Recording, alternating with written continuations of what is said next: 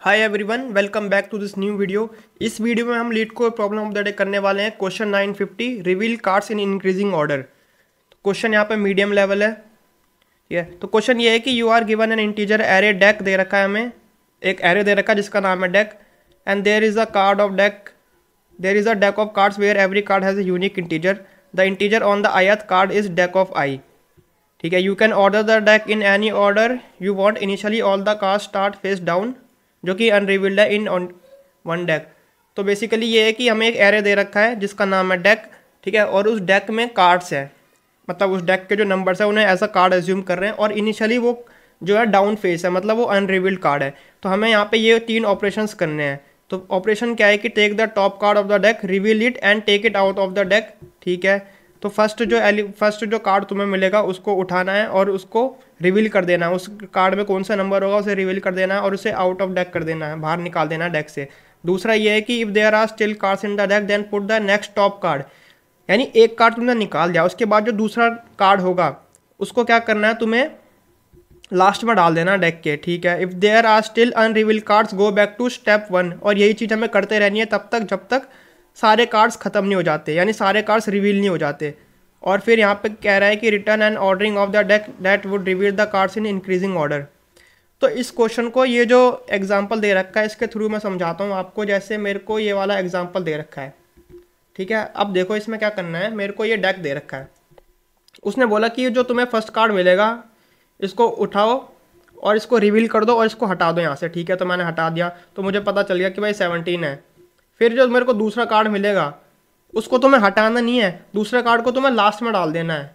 ठीक है, देखो यहाँ पे लिखा था if there are still cards in the deck then put the next top card of the deck at the bottom of the deck. ठीक है, तो यानी कि ये जो 13 है ये इधर आ जाएगा। अब उसके बाद क्या करना है, जो दूसरा होगा, अब मेरे को 11 मिला, ठीक है, इसको मैंने रिवील कर देना है, इसको हटा देना है।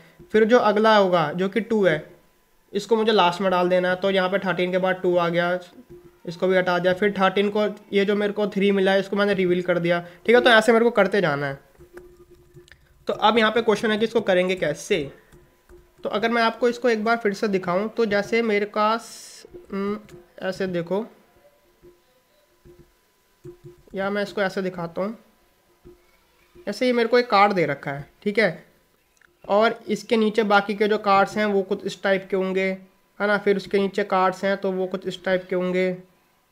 तो ये मेरे को एक डेक दे रखा है, ठीक है, ये एक मेरे को डेक दे रखा है।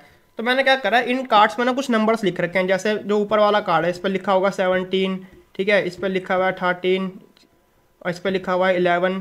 तो मैं क्या कह रहा हूँ कि जो मेरा फर्स्ट पे जो कार्ड है जो कि 17 लिखा हुआ है जिस पे, इसको मुझे यहाँ से पॉप कर देना है, उसको बाहर निकाल देना है। ठीक है, तो 17 वाला जो कार्ड है वो मेरा निकल गया, और इसके जो नीचे वाला कार्ड है 13 वाला जो कार्ड है इसको मुझे निकालना नहीं है, इसको मुझे क्या करना है, लास्ट में डाल देना इसके नीचे।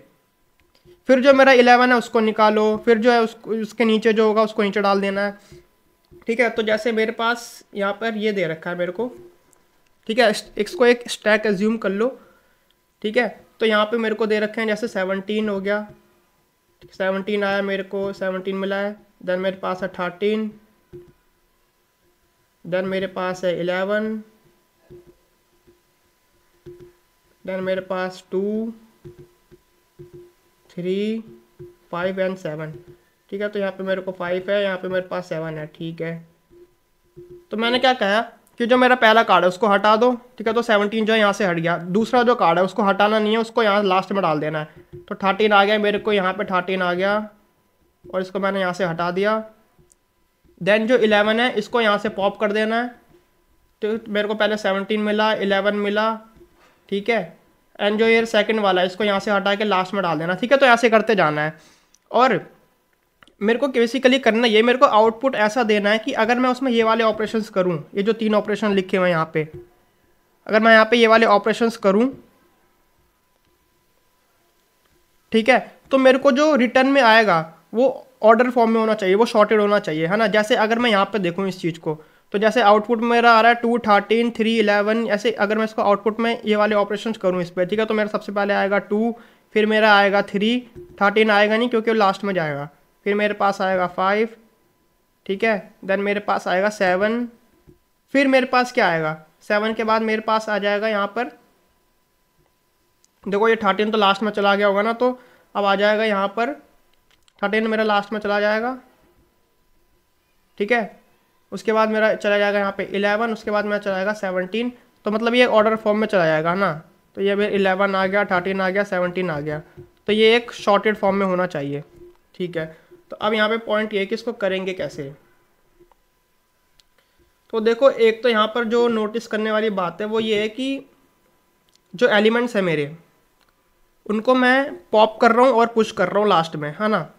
तो ये जो चीज़ होती है ये होती है क्यू में या डी क्यू में, ठीक है। तो आप क्यू और डी क्यू में से किसी की भी चीज़ का यूज़ कर सकते हो। मैं यहाँ पे यूज़ करने वाला हूँ क्यू का, ठीक है। तो जैसे मैंने यहाँ पर एक क्यू बना ली,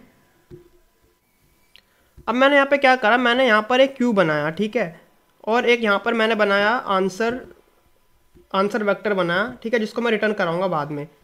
अब इस क्यू में मैं क्या कर रहा हूँ, इंडेक्स स्टोर करा रहा हूँ, ठीक है। तो यहाँ पे 0 आ गया, फिर 1 आ गया, फिर आ गया 2, ठीक है, फिर आ गया 3, 4, 5 एंड 6। और यहाँ पर मैं एलिमेंट स्टोर कराऊंगा, उसकी मैं इंडेक्सिंग कर लेता हूँ। यहाँ पे आ जाएगा 0, 1,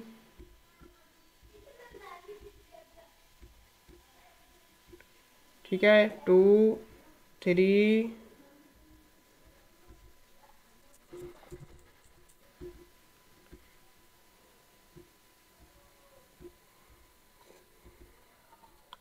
ठीक है। तो मैंने ये जो क्यू बनाया है ये है मेरा क्यू, एंड ये है मेरा आंसर वेक्टर। इसमें मैंने इंडेक्स स्टोर करा लिए एंड इसमें मैंने को एलिमेंट स्टोर कराने हैं। अब देखो जो मेरा ये आउटपुट है इसको मैं सबसे पहले क्या कर लेता हूँ, शॉर्ट कर लेता हूँ, ठीक है। तो मेरा यहाँ पे आ जाएगा 2, फिर आएगा मेरा 3, देन मेरे पास आएगा 5, 7 के बाद आ जाएगा 11, आएगा 13 एंड देन 17, ठीक है। और इसके भी मैं इंडेक्स स्टोर करा लूँ तो यहाँ पे 0 आएगा, 1 आएगा, 2 आएगा, 3, 4, 5 एंड देन 6। अब इस चीज़ को विजुअलाइज करो। देखो सबसे पहले क्या होगा, मैं गया अपने क्यू पर, ठीक है। क्यू पर मेरे को मिला 0, तो मैंने क्या करा, 0 वाला जो एलिमेंट था 2, इसको यहाँ से मैंने 0 पर डाल दिया, तो ये आ जाएगा 2, ठीक है, यानी आंसर में डाल दिया। उसके बाद क्या होगा, जो मेरा सेकंड है इसको मुझे क्या करना है, लास्ट में ले जाना है, ठीक है। तो ये यहाँ से हट के 1 जो है इधर आ जाएगा लास्ट में, यानी 6 के बाद आ जाएगा 1, तो ये मैंने इसको इधर डाल दिया, पुश कर दिया। उसके बाद मैं गया 2 पर, ठीक है। अब मुझे मिला यहाँ पर इंडेक्स 2, ठीक है। तो मैं 2 पर क्या करूँगा, यहाँ पर जो मेरा आंसर वाला एरे है 2 पर जो मेरा अगला एलिमेंट होगा, है ना, जो कि है यहाँ पर 3, इसको डाल दूंगा, ठीक है। देन मेरे को जो 3 मिला, 3 को मेरे को क्या करना, लास्ट में डाल देना, ठीक है। तो 3 इधर की तरफ आ जाएगा यहाँ पर, ठीक है। देन मेरे को मिला 4, फोर्थ वाला जो मेरा इंडेक्स है उसमें मैं डाल दूंगा 5, तो यहाँ पे मैंने डाल दिया 5। उसके बाद जो मेरे को अगला एलिमेंट मिला वो है मेरा इंडेक्स नंबर 5 वाला, ठीक है। तो 5 मैं यहाँ पे डाल दूंगा, लास्ट में पुश कर दूंगा। देन मेरे को मिला 6 पर मेरे को डाल देना है 7, ठीक है। मैं यहाँ से चेक कर रहा हूँ इसको, जो मेरा ये इनपुट है इसको शॉर्ट करके जो आया होगा, तो मेरे को 6 पे मिला 7, तो मैंने यहाँ पे डाल दिया 7। तो यहाँ पे आप देख रहे हो मैच कर रहा है ना आउटपुट, इससे पहले 2 फिर 13, ठीक है, सेकंड इंडेक्स जो है 13 आ रहा है, सॉरी 3 आ रहा है, और फिर ऐसे करते करते जो एलिमेंट्स है वो इधर 13 आ जाएगा, इधर आ जाएगा मेरा 11 एंड इधर आ जाएगा 17, है ना। तो ये काफ़ी सिंपल अप्रोच है। इसको मैं अगर आपको कोड करके दिखाऊँ अब, तो सबसे पहले मैं क्या कर लेता हूँ, जो मेरा इंट n होगा,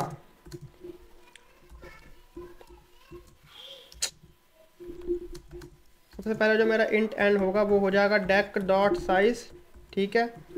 अब पहला स्टेप क्या था, पहला स्टेप ये था कि इसको शॉर्ट कर दो, ठीक है। तो मैंने यहाँ पे लिख दिया, तो मेरा पहला स्टेप है वो है शॉर्ट कर देना है, तो मैंने यहाँ पे कर दिया इसको शॉर्ट,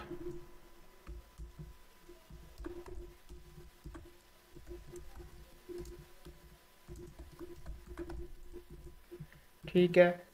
दूसरा स्टेप क्या था, दूसरा स्टेप ये था कि मेरे को पहले तो एक क्यू बनाना है यहाँ पे, है ना, क्यू बनाना है इन टाइप का, जिसमें मैं इंडेक्स स्टोर कराऊंगा। और यहाँ पे क्या है, स्टोर,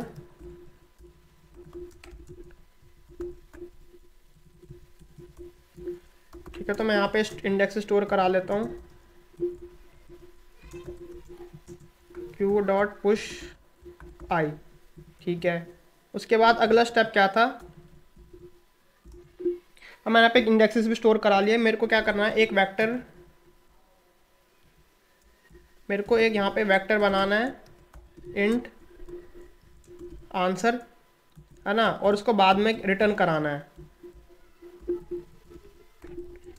ये मेरा आंसर ये वाला वेक्टर है, इस आंसर में मैं एलिमेंट्स को स्टोर कराऊंगा। ठीक है। अब मेरे को क्या करना है, मैंने क्यू में डाल दिया सबको, ठीक है, शॉर्ट वगैरह भी कर दिया। मेरे को क्या करना है, मैं यहाँ पे एक वेरिएबल बना लेता हूँ int I is equals to 0 और while not equals to Q dot empty. क्या करना है मेरे को, सबसे पहले तो जो मेरा फ्रंट वाला एलिमेंट है, फ्रंट वाला जो एलिमेंट है जो कि हो जाएगा क्यू डॉट फ्रंट, उसको निकालना है। ठीक है। और आंसर क्या उसमें मेरे को डाल देना है ना। जैसे यहाँ पे देखो मैंने क्या करा था, यहाँ पे मैंने फ्रंट वाला इंडेक्स जो निकाला वो 0 है। ठीक है। तो आंसर के जो 0 है उस पर मेरे को ये जो मेरा शॉर्ट करके आओगा इसको डालना है। ठीक है। तो मैंने करा आंसर का जो फ्रंट वाला, ठीक है, ये एक इंडेक्स है, इसमें मेरे को क्या डाल देना है, डेक का आई। ठीक है। और आई को मैंने इनिशियलाइज कर रखा है यहाँ पे 0 से ऑलरेडी। ठीक है। उसके बाद मेरे को क्या करना था, अब मैंने इसको डाल दिया तो ये वाला जो एलिमेंट रहा होगा इसको यहाँ से पॉप कर देना है। ठीक है। एंड जो मेरा इसके बाद एलिमेंट आएंगे, while not equals to Q dot empty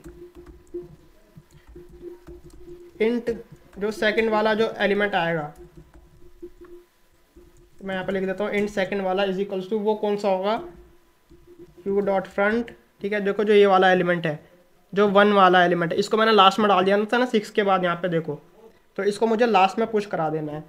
तो ये मैं कर दूंगा क्यू डॉट पुश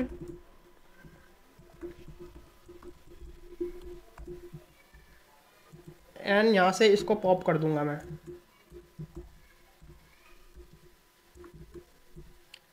ठीक है। और आई को प्लस प्लस कर देना है आगे बढ़ाने के लिए। और ये सब करने के बाद सिंपली रिटर्न कर दो अपना आंसर, जो कि मैं कर चुका हूँ ऑलरेडी यहाँ पे। और इसको एक बार रन करके देखते हैं। ठीक है। तो ये एक्सेप्टेड हो गया, इसको सबमिट कर देते हैं। एंड इसकी जो टाइम कॉम्प्लेक्सिटी आएगी वो कितनी आएगी, क्या इसकी time complexity O of N आएगी या एन स्क्वायर आएगी। ठीक है। तो इसकी टाइम कॉम्प्लेक्सिटी ना एन आएगी ना एन स्क्वायर आएगी। एन आती है उस केस में जब मैं हर एलिमेंट को एक बार आइटरेट कर रहा हूँ या हर एलिमेंट को एक बार कंसिडर कर रहा हूँ। ठीक है। बट इस केस में देखो क्या हो रहा है कि मेरी जो फर्स्ट आइटरेशन हुई थी, ठीक है, फर्स्ट आइटरेशन में मैं कितने एलिमेंट्स को कंसिडर कर रहा था, मैं एन एलिमेंट्स को कंसिडर कर रहा था। ठीक है। देन जो सेकंड आइटरेशन हुई उसमें मैं एन एलिमेंट्स को कंसिडर नहीं कर रहा, उसमें मैं n/2 एलिमेंट्स को कंसिडर कर रहा हूँ, है ना। n/2 एलिमेंट्स को मैंने कंसिडर करा और जो n/2 एलिमेंट्स रहे होंगे उनको तो मैंने यहाँ से रिमूव कर दिया ना। देखो यहाँ से मैं पॉप भी तो करे जा रहा हूँ। ठीक है। देन जो नेक्स्ट आइटरेशन हुई होगी उसमें n/4 आया होगा। ठीक है। देन n/8 आया होगा। ठीक है। तो अगर मैं इनको ऐड करते चलूँ यहाँ पे मैं प्लस प्लस कर दूँ सबको। ठीक है। तो ये कितना हो जाएगा n प्लस, ठीक है, n/2, ठीक है, फिर प्लस n/4। तो ये कौन सी फॉर्म होती है, ये होती है लॉगरिथमिक फॉर्म। तो इसका जो टाइम कॉम्प्लेक्सिटी आएगी वो आएगी log ऑफ n। ठीक है। एंड स्पेस कॉम्प्लेक्सिटी तो यहाँ पे स्पेस बस आप इस क्यू का ले रहे हो ओ ऑफ n में, तो वो हो जाएगा। ठीक है। तो इसकी टाइम कॉम्प्लेक्सिटी हो जाएगी वो होगी O of log n and space complexity will be O of n। तो ये काफ़ी सिंपल सा सॉल्यूशन था। वीडियो अच्छी लगी तो वीडियो को लाइक कर देना एंड चैनल को सब्सक्राइब भी कर देना। Thank you.